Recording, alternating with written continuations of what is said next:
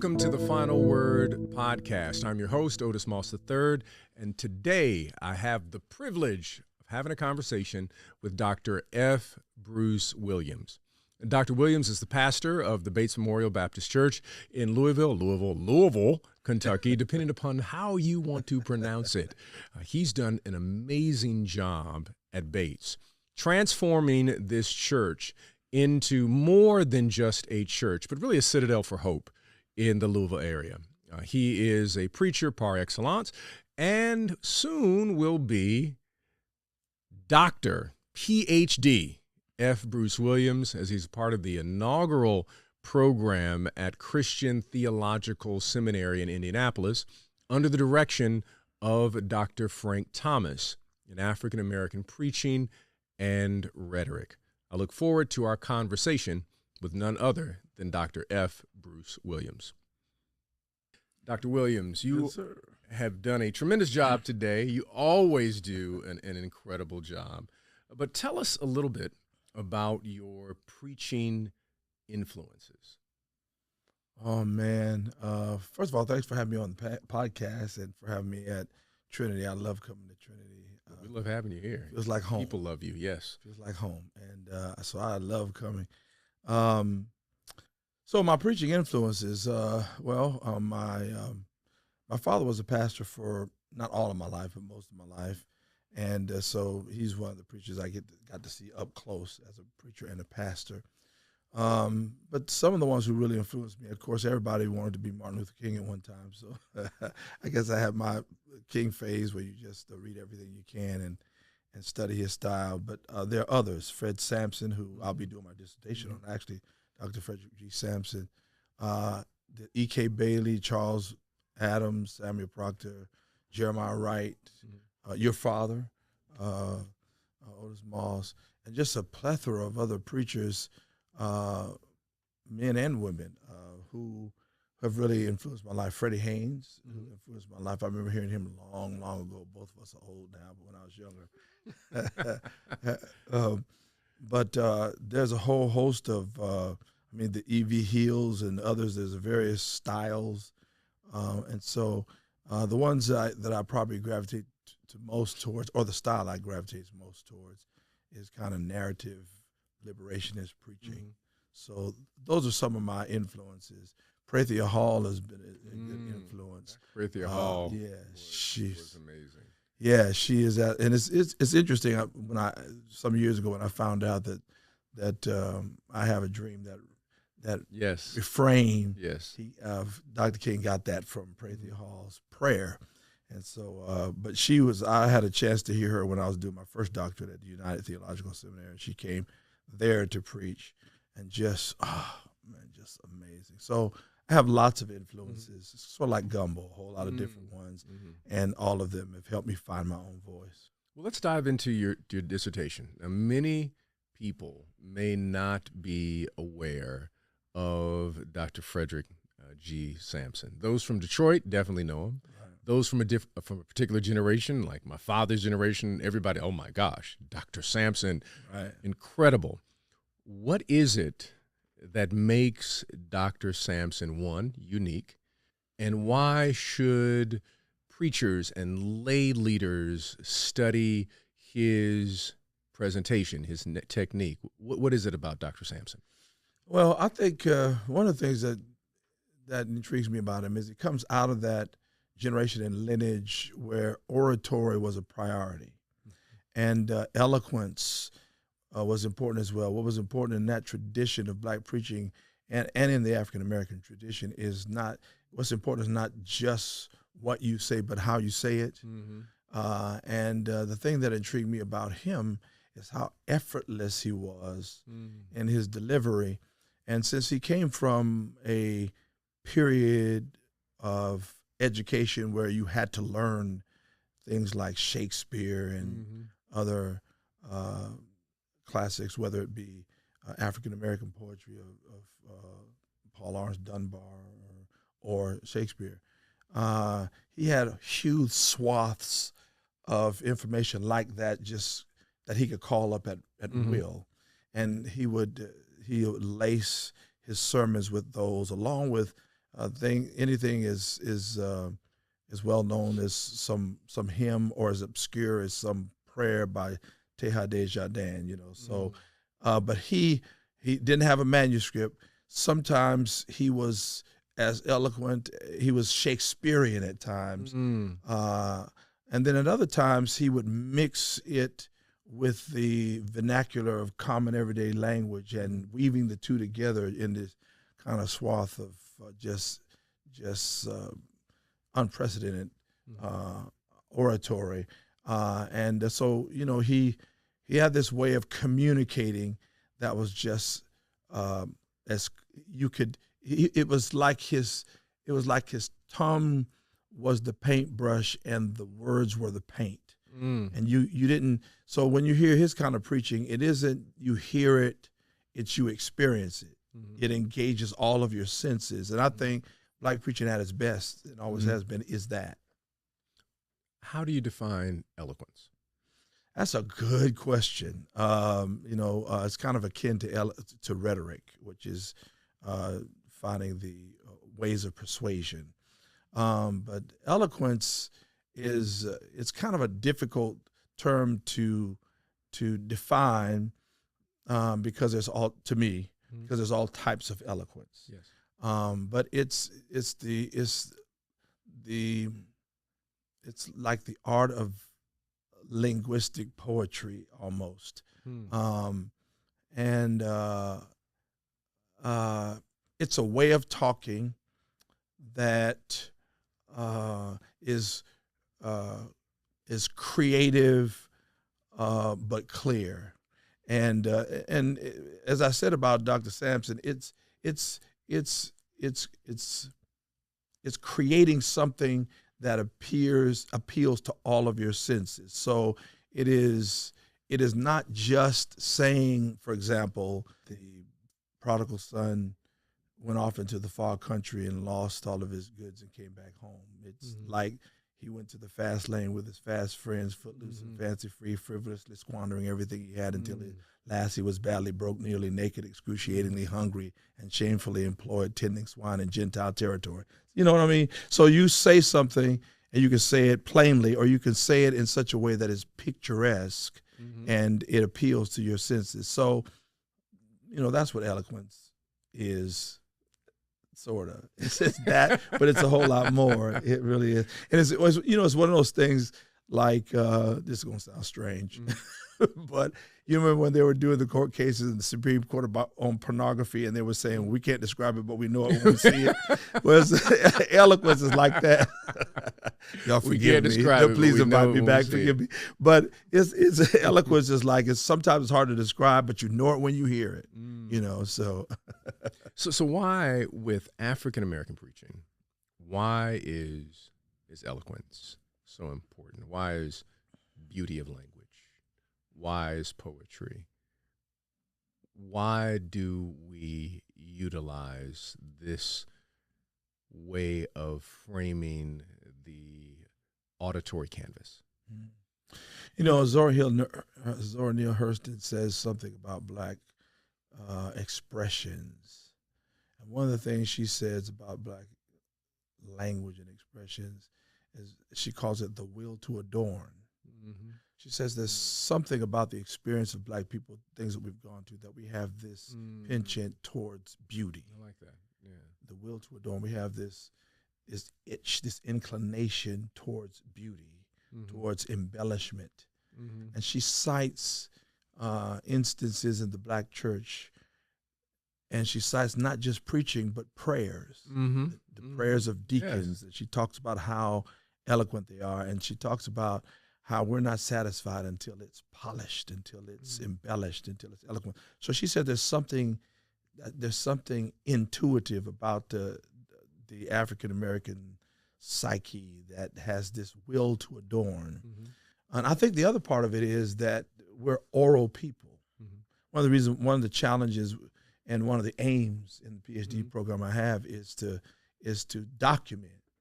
We're so used to being oral, but that we have all this oratorical genius, but it's not been documented, you know.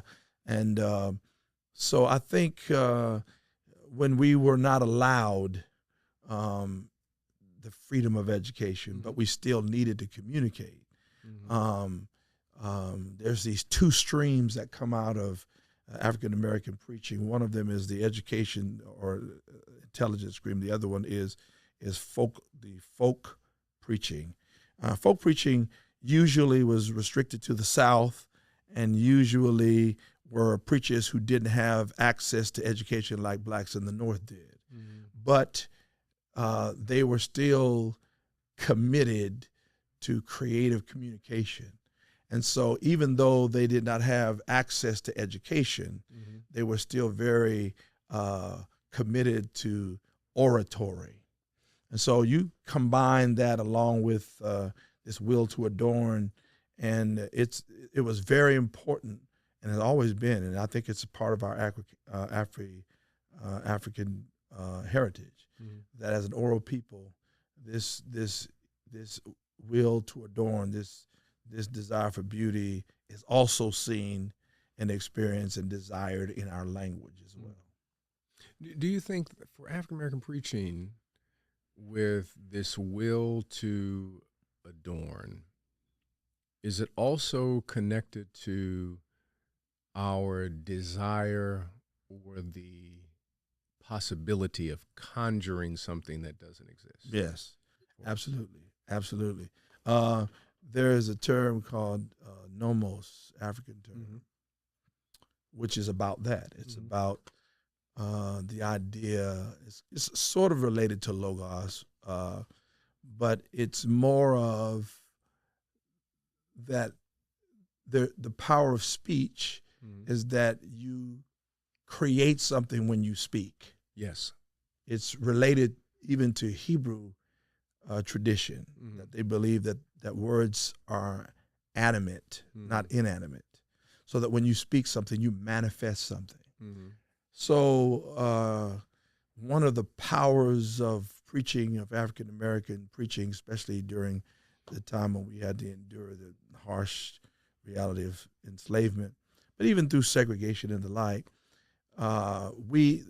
when you're in the midst of that enslavement, but you're hoping for that new reality, this freedom, when you didn't have it in your physical life, the preacher was able to manifest it in the preacher's speech, so that it's an already not yet. So you don't have it, but you see it. You experience it in the preaching event, because words create reality. It creates that sacred experience. Europeans did it with their architecture.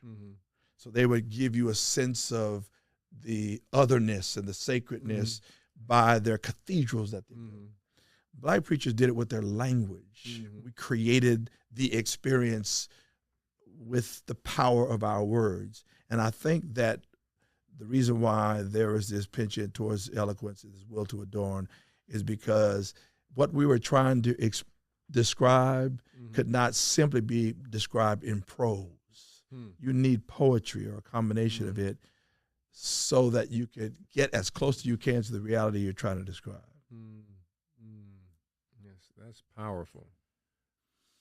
Well, I can tell you what I think is creating the vacuum in various areas of black preaching. And I think, so we come from that tradition. When you understand the legacy and lineage of the black church and black preaching, which both of which was forged in the fires of racism and white supremacy, our resistance against it and survival in the midst of it and hope in spite of it.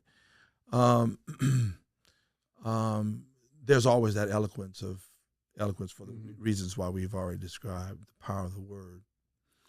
But I think as time went on and a couple of things happened. One is black people started going to white seminaries. And Eurocentric education has a way sometimes of colonizing you mentally, so that you are made to believe that rhetoric, eloquence, verbiage is just unnecessary embellishment. The text could speak for itself. So Yes, just say the yes. words.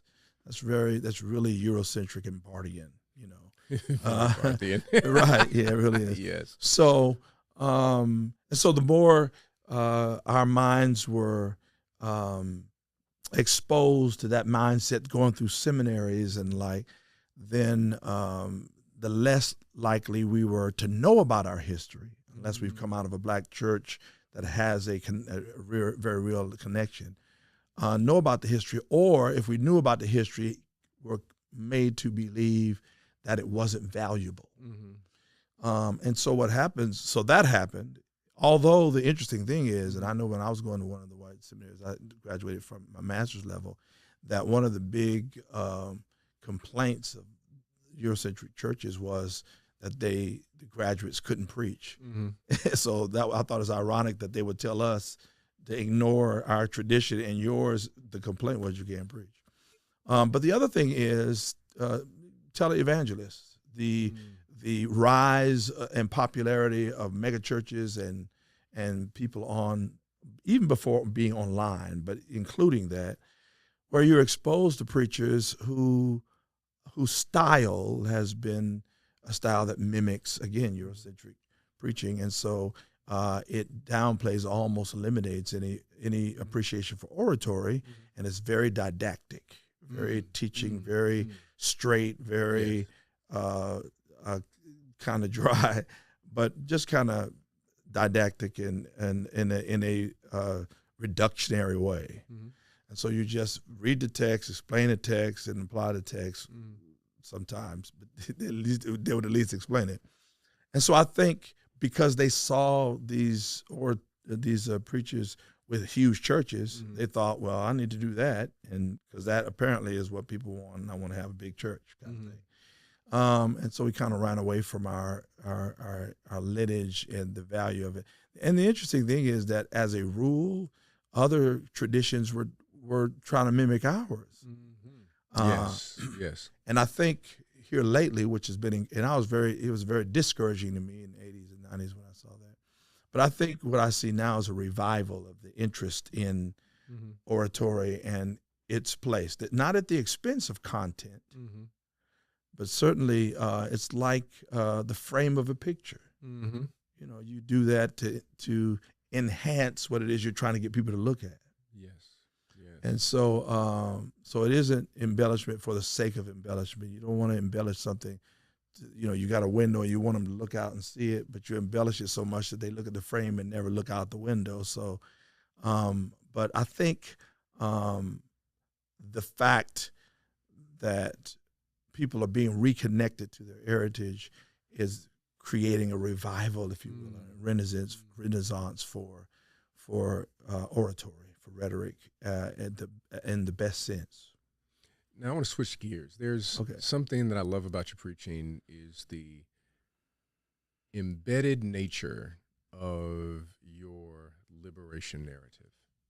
Where some people, they have to say, here is the liberation point. Right. There's an embedded nature to the manner in which you preach. You were sharing Exodus at the 11 o'clock service, but the shape of the narrative was liberation was already embedded. You didn't really even have to say, and that form of narrative in our community goes back hundreds of years. Right. Absolutely. Did you pick that up from your father? Who was the person that introduced you where there's an embedded nature versus explicit nature of a liberation narrative? Jeremiah Wright. I did my first doctorate in Afrocentric pastoring and preaching at United, and he was my doctoral mentor. So I had been exposed to some of it in some of the preaching. Charles Adams, he has has a sermon, "Drunk on the Eve of Reconstruction." That's a classic. It should be in the Smithsonian. It should be in the Smithsonian. I think every student in English should really listen to, and it's just absurd. Like it's brilliant. It's absolutely absurd. Brilliant. He has another one when God says nothing, when the woman comes to Jesus, the Syrophoenician woman, clawing at his cloak, he says, tugging at his tassel. And the Bible says, and he answered her not a word. And that phrase, he talks about the silence of God. He should be drawn and quartered for that sermon. That thing is crazy. But Jeremiah Wright is the one that really helped me because it's there. And oftentimes we're trained away from seeing it. Yes. And so, again, that's going to Eurocentric, getting a theological education at Eurocentric schools. That tradition, part of that tradition, is a theological tradition that provided the underpinnings for the justification of slavery. So, of course, they wouldn't have embedded in they wouldn't see it, or they wouldn't say it if they did see it. And so you're educated away from seeing the obvious thread in the text. But then once your head is open to it and you recognize the liberative nature of the Bible, I mean, it's about a people who are always under oppression and trying to come out. There's this hope. And then it's central, the idea of liberation, emancipation, is central to the message of Jesus. The Spirit of the Lord is upon me, Luke. The Spirit of the Lord is upon me because He anointed me to preach the gospel to the poor, etc. All of that is liberationist. And, I mean, you don't get crucified for just because you fed 5,000 people with 2 fish and 5 loaves of bread. Right. That has to be connected to a campaign that was designed to undermine an oppressive system. So everything about Jesus, is, and so if he is central to the Christian faith, and the Exodus narrative is a motif of liberation, yes, then it's not that hard to find it in the Bible that's about setting people free. It's just difficult for some people, as you said, who are trained, and I think trained is the best word, trained in a certain framing, where there is a real push back. When you say this is embedded, this is natural, and they have difficulty trying to even see it. They say that's extra biblical. That's something else, and it's an interesting conversation to have a conversation with someone who wears sunglasses at night. But here's the deal, dude. If your agenda is to maintain racism and white supremacy, why in the world would you want?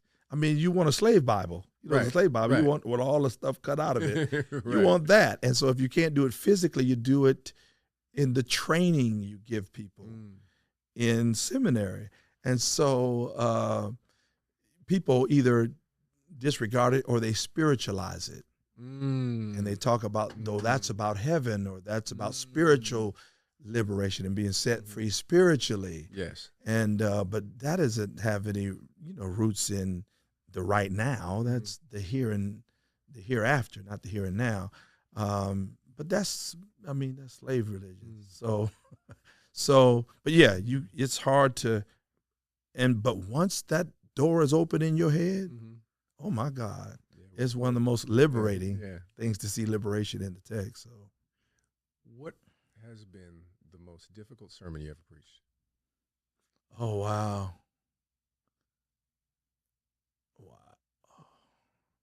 the most difficult one. Shoot.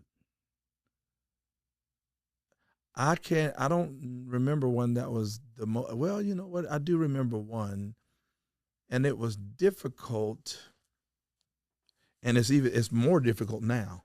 In a way, I mean, it's easier for me to preach it now, but I've been equipped to do a better job with it. But the one where Abraham is going to sacrifice his son. The implications of that. Yes. There's a certain way to approach that. The traditional way is he's going to do. God tells him to do it. He's going to do it, and God stops him. Then you got to explain. Well, God, what was you up to? What was you? And so there are a number of other ways to come at that text that better contextualizes it, or may better contextualize. But that's a difficult, because the idea that God told him. I mean, another way of saying is that he believed God told him. Mm-hmm. That's not the same thing as God told him. Mm-hmm. It's God. He believed God told him, and maybe the context was all these other people were showing their commitment by sacrificing their son. We can do that too. And then God's like, no, that tradition is not me. Mm-hmm. And whatever people thought about that before, that is not true. That's not who I am. And no, so I don't do that. Don't do that. And then he, and while he's walking up one side, there's a ram walking up the other side. Right. So, but that was a difficult text, because imagine parents with children sitting out there thinking about yes, Abraham. I've been challenged by that. I'm glad you brought that up, because certain texts. I mean, the beauty of what preachers do. The ram is coming up on right. And, especially black God preachers. Come on now, you're gonna shout. But dealing with what begins with brutality, right, and then it's shaped in a blessed nature, but there are implications in that text, right, that are painful, right. Is there a text you have not preached, you want to preach, but you just haven't found a way to approach it? Man, there's a lot of texts I want to preach. I just hadn't got clearance on them yet. I want to preach them, but I haven't had a chance to. The one I preached today was one of them. But I want to do more with it. It was the one about Miriam. Mm-hmm. There's so many things about it, because I didn't talk about the fact that her and Aaron challenged Moses' leadership. Mm-hmm. And she says, God doesn't just speak to you. Mm-hmm. God speaks to, you're not the only one, and she's the one that says it. But her and Aaron challenges, but she's the only one that's punished. Mm-hmm. She gets, this leprosy, and now she has to be outside the fellowship for 7 days. Right. But nothing happens to Aaron. Yeah, Aaron, I've always had issues with him. Yeah, so nothing happens to him. People say, well, nothing happened to him because he's a priest and he had to keep on his duties. I was like, nice try. But again, but what I do notice is, again, Micah 6:4 says that God says through the prophet, he gave you Moses, Aaron, and Miriam. Right. Number one. Right. Number two, she was outside. And she was out there for 7 days, but the whole nation didn't move until after 7 days. Mm-hmm. So maybe the nation's way of saying, well, you may have her out there, but we're not doing anything until she's okay. Mm-hmm. And maybe a message for us men is there shouldn't be any more progress until our sisters are treated better. Yes. So again, that's a way of looking at it, where I think if you pay attention, even in the context of those who were writing the Bible and were writing it from a particular viewpoint, from a patriarchal viewpoint or whatever, God is really subversive, even in the text that he writes, and the ways that traditions have subverted, like the firstborn is supposed to get the privilege, but Jacob wasn't the firstborn, and he gets the blessing and the name change and all that. So I think that's God being subversive, but that Miriam passage, I want to do more with it than I did today. I didn't have time today, and plus it's a whole nother thing. But there are 3 kind of vignettes, and one of them has to do with her and this punishment she undertook. The other one had to do with she dies. And she's one of the few women who are mentioned. Her death is mentioned. Yes. Now, and hers is, the other ones are mentioned because they're the wives and mothers. She's not a wife or a mother, but her name is mentioned when she dies. Yes. So again, I think that's another instance where there's a pushback against the patriarchy. And so she may not have, and she's called a prophet. Right. And so, I mean, there's all kinds of stuff Not a in prophetess. there. Not a prophetess. That's like saying a doctoress. Yeah. You're not a doctoress, you're a doctor, or attorney-ish, or whatever you would say it. Attorney-ish. It's like the attorney, that's what you are. So there, separate name. Right. You know, black folk are real good at that. I mean, No. I know, don't be mad at the podcast. There's no such thing as deaconess, Right, y'all. right. I know we've named it, but it's not a biblical term. No, it's just it's deacon. You know, yeah, that's it. It's it. There's no you feminize it and just like we don't speak Greek or Hebrew in English. Right.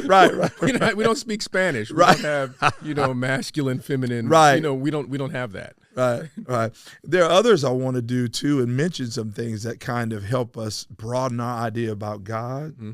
I do this thing when I talk about the prodigal son. I mentioned that, and in that passage, Luke 15, there are three parables: lost sheep, lost coin, and the two brothers, younger and the older one. Right.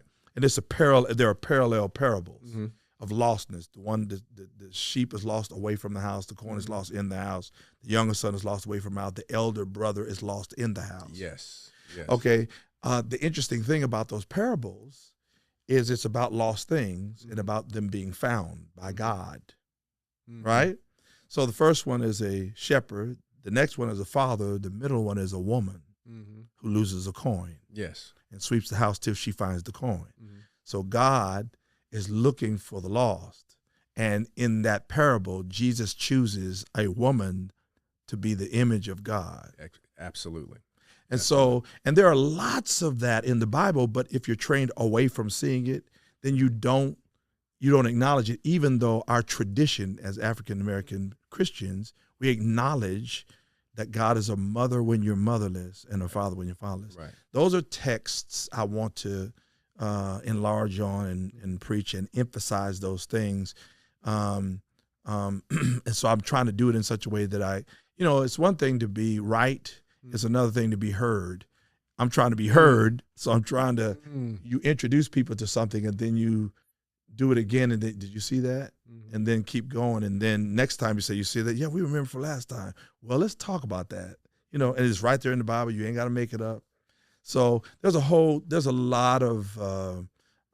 have a lot of a list of things that I got. It's a lot of them, and time doesn't. You just said something there, right versus being heard, because how should I put it? There are people who have deep knowledge of Scripture and theology, and they want to present to people in such a way where they said, I'm right, but nobody hears them. Right. At all. And then they become right all by yourself. Right. And they get frustrated right when there is some form of pushback of the manner in which they have communicated. It was John Kinney who I heard in a lecture, love to hear his lecture. Me too. Absolutely. Yeah, he's ridiculous. Brilliant guy. Yes. It's just amazing you could just listen to him for days. Right. But he talked about his grandmother, and he was visiting her, and I'm going to mess up the story in some way, but essentially his grandmother was in a rural area, and he didn't want any wild game. He said, well, they're going out killing the food. Right. And he's like, Go to the store. I'm not eating that. And he said his grandmother never looked up, and she said, no, baby, don't worry about that. I'm making a hamburger for you. And he's like, great. But what he didn't know is the hamburger meat was made from the wild game. Right. And he used that to say that as a preacher, that you can't force feed people the wild game. Can you make the hamburger? Kenny. John Kenny. And I'll never forget that. It was so powerful. And I think there's a lot for us to learn. And you do that so well in terms of setting the table for people to eat in a variety of ways and levels. It's a narrative preaching. You're telling the story. You're using eloquence. You're walking through the Bible, which for some, you can give historical examples, but they don't want to hear until you say, I need to hear a biblical story. Right. And then you can go to a historical example. Right. And you just do that so very well. It's really powerful. And again, there's an embedded nature. You did something today which I thought was very helpful for a few people. You talked about compassion and clarity. Right. And gave a frame for people, some parents, some grandparents, on how to love their child who is LGBTQIA by using the term compassion. Wow. That gives you clarity. Right. So share a little bit more about how you came to that moment. Yeah. Well, let me say this too, because this is related to what you're asking me, and to what you said right before, and that is sometimes we who think through issues and finally come to some clarity about things, we finally come to them, we go tell somebody, we want them to get it right then, and we didn't get it right then. It took us time to work through some stuff, and so people deserve to be taught, and once they trust you, you can take them on the journey towards their own enlightenment, right? So, but I was talking to some people and just working through the issue of Christianity and the gay community and how the church hasn't always been very good at our acceptance of gay people, even though they're all over our churches. So, but one of the things that some of the more conservative people would say to those of us who embrace people from the gay community, Christians who love Jesus but just have a problem with Jesus people, is they say, well, the only reason you accept them the way they are, I mean, they'll say you can accept them, but they got to change. And I was like, well, yes, I'm saying I accept them the way they are. Now, if you require that they change, then you and God can talk about that. As they would say, well, the only reason you're accepting them the way they are is that you're being clouded by your compassion. Because you care so much about them, you're giving them an excuse for their life and everything the way they are. I thought about that a while, and I thought about how often that word compassion shows up in Jesus' ministry, and he had compassion on them. They were like sheep without a shepherd, but he had compassion. Yes. And I thought, wow, it's interesting how you're telling me that my issue is compassion. And that's one of the things that characterizes Jesus' ministry, is that he had compassion. And I said to myself, compassion doesn't cloud your judgment, not the compassion Christ has. It clarifies it. But what I think is when it does clarify our view, it scares us because it is antithetical to what people want, or and they won't accept you because you accept them, because your compassion has clarified what God says about them and how you ought to be about them. So I was like, no, I reject that. That compassion confuses me. I'm not confused about my compassion. Bias confuses you. Fear confuses you. Hatred confuses you. Or some bad experience you've had with somebody that feeds into all of those. But not compassion. No, compassion doesn't confuse you or cloud you. It clarifies. So that's what I meant, essentially, and that it helped me. So you just I pointed it out in the sermon without the sermon being about it. Right. But it was contextual, and it was applicable, and it kind of introduced people to an idea perhaps that they had not thought about. Again, the embedded liberative ethic that in you do. There. Right, is exactly right. And so, that liberative. And the thing that helped me with that is, if you're going to talk about liberation, you got to take it to its logical conclusion. Yes. So it can't just be people like me on the margins that need to be liberated. It's everybody on the margins. Right. And if you're going to do theology from the margins, do theology from the margins. If you're going to do it from the bottom up, do it from the bottom up and not the top down when you feel more comfortable. So, and then I thought about how I feel as a liberated person. And I thought to myself, that must be how they feel when they feel loved by God and loved and accepted the way they are by the church. But when the church doesn't do that, it either they feel rejected or, and I'm going to tell you one other thing, I'll be quiet, that really shocked me to shock me is I was talking to some gay friends of mine, and they didn't say I wasn't going to church because the church disagreed with me. They said I wasn't going to church because it wasn't safe. And I said, it wasn't safe. They said, no, the rhetoric and the behavior. And they gave me some examples. They said it wasn't safe being in the building.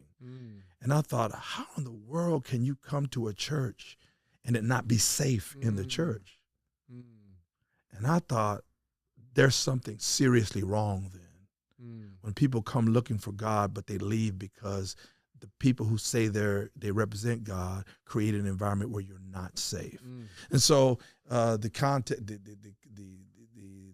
antithesis between that and Jesus is that the Bible says, and sinners loved him. People loved him. And so I thought, why is it that people love Jesus, but they don't love Jesus' people? Because maybe Jesus' people ain't that much like Jesus. So, my. I'm going to shift gears, and this is the last question. Well, I mean, I'm here. What artist, what musician describes, defines, or embodies your ministry? Why do you ask these questions, dude? Nobody thinks like you. Why are you asking me? Who thinks of this? Would y'all help me with? Who thinks of this kind of stuff? I don't know. I don't know. And it's funny because now you got me thinking about, I'm gonna tell you what's interesting though, because what helped me years ago is a conversation with you.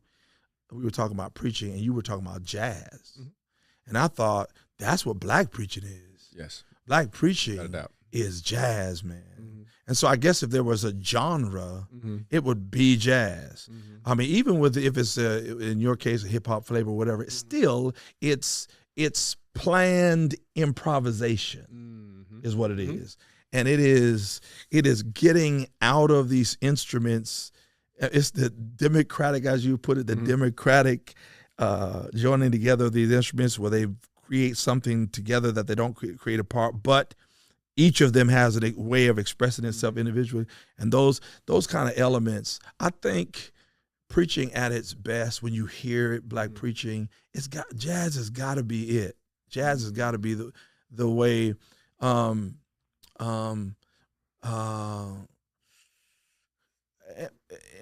if it wasn't jazz, and I shudder to say this because it's not going to be what it sounds like I'm trying to say. But I think Stevie Wonder is a good example as well. Yes, without a doubt. Because of the versatility of his voice, the fact that he plays all the instruments, right, and the fact that there is nothing like him. I mean, there's nothing like him, dog. I mean, nothing. He is the eighth wonder of the world. And he sees better than most people who can see. So I think his insight, not just eyesight, but his insight, black preaching at its best is that. It's jazz, or it's, if it's not Thelonious Monk, it's Stevie Wonder. If it's not jazz, it's that he can make his voice do anything. And I think his voice, in many ways, characterizes the variety of black preaching. And it's within a certain genre that you can have all this different types, but you still know it's black preaching. It's still the best.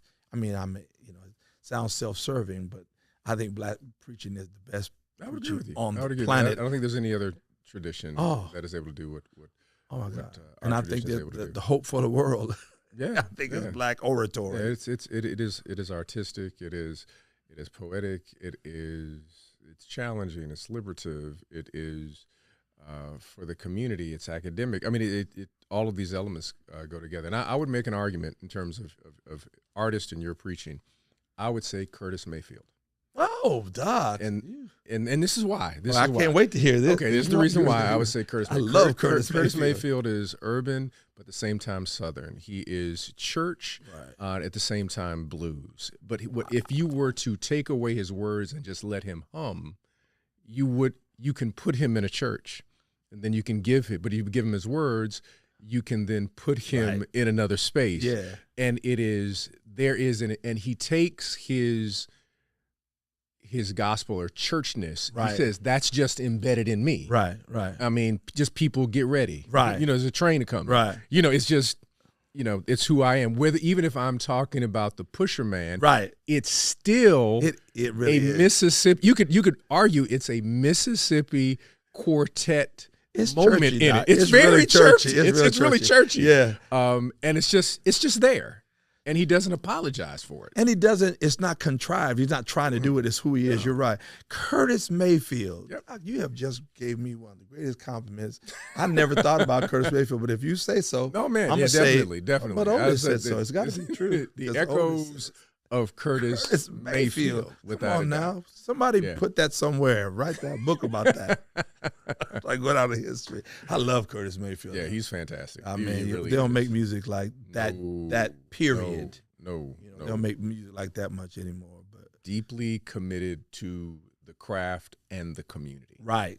Just those two things together. Deeply committed to those two things. And I think that's what the essence of black preaching is at its best. It's the craft and community. It's the individual. I am because we are because I am. Yes. Now, I think white preaching does that too. It's just that the community status quo it upholds is just it's anti-Christian, is anti-Christ. I would agree with that. Yeah. But at its best, that black preaching, oh man, there's nothing like it. It is a powerful and beautiful tradition. Mm-hmm. Yeah. Dr. Williams, sir, thank you so much for joining us for the Final Word podcast. You can check out the Final Word podcast on all of our social media, whether it is IG, YouTube, Facebook, and I think there'll be some clips on TikTok. You know what? But until the next time. And those of you who are putting those clips on TikTok, please do not consult with him about how to. There are going to be some don't clips. Listen to him. There's going to be some unique how to use clips those of clips. some holy dancing. Yeah, just on TikTok. Yeah, just think about we're God gonna do that. and be holy. Don't pay any you attention. all can't see that our media director is throwing up her fist like, yes, we're going to do that. But we thank you all for joining us. If you have not had an opportunity to hear Dr. F. Bruce Williams, please tune in to our YouTube channel or go to Bates Memorial Baptist Church in Louisville, Kentucky, depending upon how you want to pronounce it. And you will be blessed by this incredibly gifted preacher. But until next time, I'm your host, Otis Moss III, for the Final Word podcast.